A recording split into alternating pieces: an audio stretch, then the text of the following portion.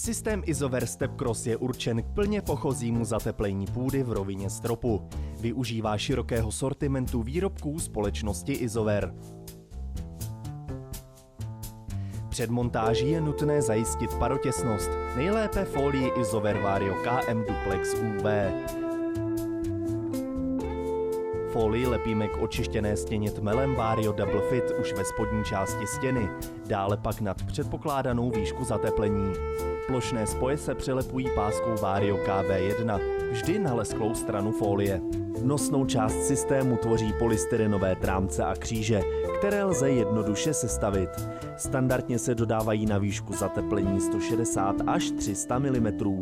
Trámce a kříže doporučujeme k sobě lepit nízkoexpanzní polyuretanovou pěnou.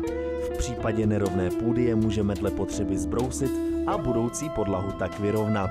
Tímto způsobem sestavíme nosní rošt.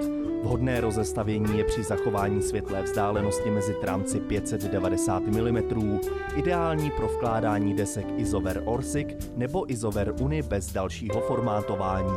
Důležitým prvkem systému Stepcross jsou také montážní prkna, ke kterým bude připevněn dřevěný záklop. K trámcům a křížům je lepíme opět nízkoexpanzní pěnou. Doba schnutí je cirka 1 hodina. Pro lepší slepení prkna přitížíme.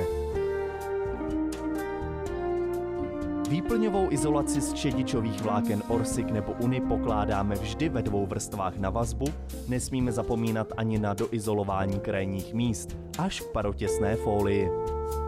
Po zkontrolování všech detailů izolace položíme dřevěný záklop z prken nebo z OSB desek. Záklop pro lepší stabilitu přibližně po 20 cm vrutujeme do montážních prken. Zateplení půdy pochozím systémem bez tepelných mostů Isover Stepcross je hotovo.